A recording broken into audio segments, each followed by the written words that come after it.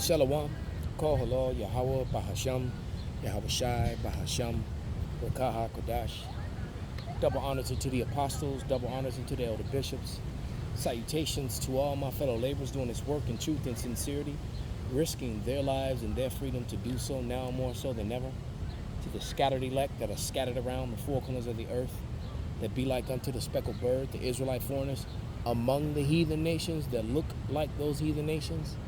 And to the few Akwaf that are listening and learning, to you I say Shalom. This is your brother Malcolm from the branch of the Great Millstone here in Chicago, coming at you another lesson in breaking news. I found this out early this morning because I have a client who's from Bangladesh, and he's the first one to text me to tell me that the citizens had overthrown their government. All right? And I'm going to read this article, and it reads, at least 27 people killed in fresh violence in Bangladesh as protesters demand Prime Minister Hassana's resignation. At least 27 people have been killed in Bangladesh over the weekend. Anti-government protesters clashed with police during demonstrations. Hundreds of thousands of protesters returned to the streets of the South Asian nation, demanding the resignation of Minister Sheikh Hasina. Over 200 people were killed earlier this month during anti-quota demonstrations that turned violent. The government in July shut schools and universities across the country, blocked internet access, restricted social media platforms, and imposed shoot-on-sight curfew. Wow. The protests subdued for a few days. The Supreme Court scaled back the quota of government's jobs reserved for families of the 1971 war heroes. Since then, at least 11,000 people have been arrested in recent weeks. Damn, this going down in Bangladesh. All right, and it says, the protesters this week called for non-cooperation, urging people not to pay taxes and utility bills and not to show up for work on Sunday or working day in Bangladesh. Offices, banks, factories open, but commuters in Dhaka and other cities face challenges getting to work. Banga Bandhu Sheikh Muhab Medical University, a medical public hospital, is Dhaka's Shopbus area, was set on fire along with an ambulance and 7 vehicles. This kind of has a West fingerprints on it, sounds like to me. But anyway, continuing on. The police have used tear gas and rubber bullets to disperse protesters across the country, leaving dozens of people injured in hospitals. An attack on a hospital is unacceptable, said Health Minister Samantha Lamb Sim, adding that everyone should refrain from this. Mobile internet services have been shut down in the country, but broadband services remain active among the reports. That's probably why we're not seeing, too much of this. All right.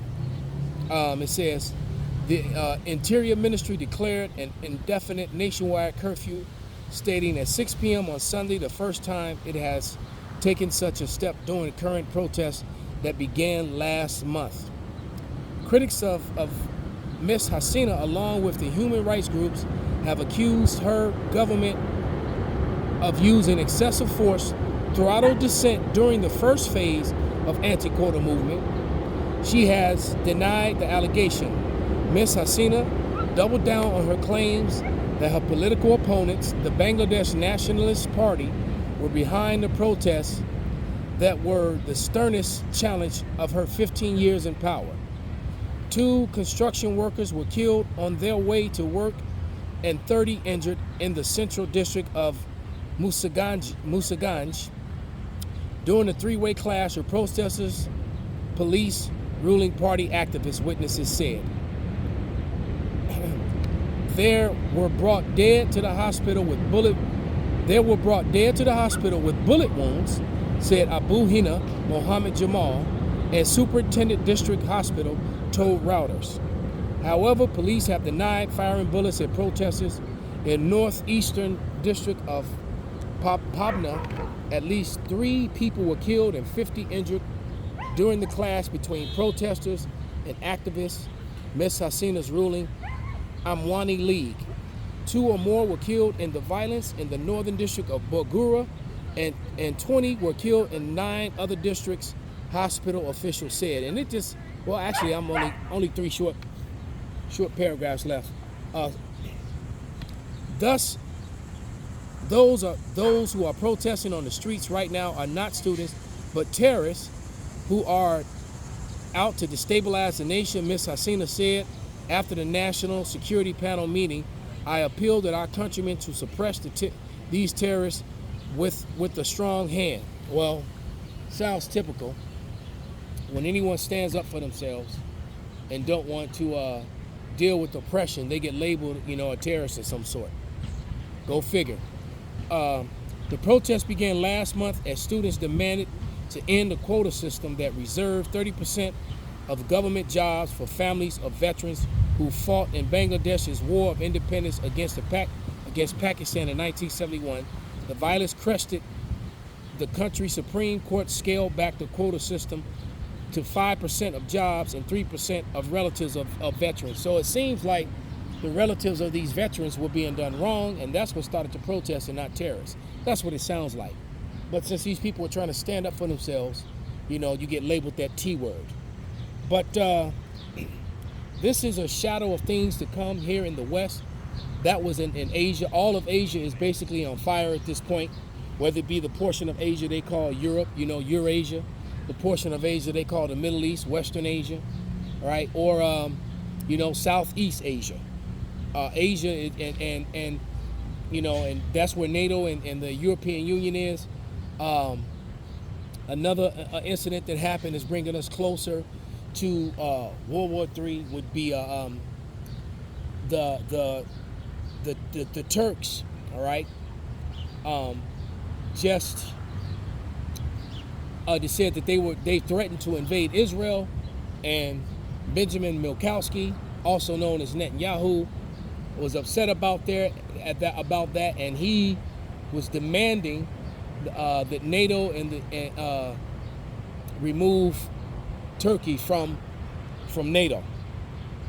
All right, so it's just getting hot over there. And one thing's for sure, the Israelis have barely been able to handle Hamas. What they've succeeded in was killing a bunch of the civilians and destroying civilians. They're into it with Hezbollah in Lebanon now, and now there's a threat of them having to deal with the Turks. And Erdogan over there has the second biggest army in all of in all of Asia. Whether you're in Eurasia and you're the European portion of Asia, if you're in the Western Asia that they call the Middle East, or if you're in the South Asia, all right, or the Far East Asia, he has the second biggest army behind Russia over there. All right, so this thing is heating up. We've been warning you that these days would come. So let me go to the scriptures now. And those people are standing up to fight against their government. So we're going to go right to Ezra. All right.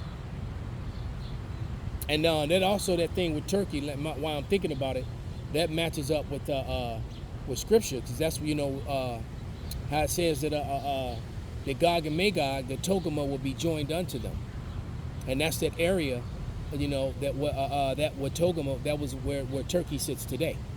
All right, and which Turkey is Asia Minor. Okay, so that's where Togarmah was, and it said that Gog and Magog will be a guard unto them. So this thing, anything could happen any day now, over there and over here, and what's happening over there is going to drag. They're going to, the least of the flock will draw them out. So just expect things to get worse. There are threats of cyber. There are problems. There are threats of tea problems, and there's also threats of disease coming again. How you can predict that, I have no idea. But let's go to the scriptures. The Lord warned us of this, of these days, and more people than you think are starting to believe now. All right, but this is 2 Ezra 15, and I'm starting at 14, and it reads, "Woe to the world and them that dwell therein, For the sword in their destruction draweth nigh, and one people shall stand up and fight against another, and swords in their hands. You know, there's a lot of people over there getting put to death, all right?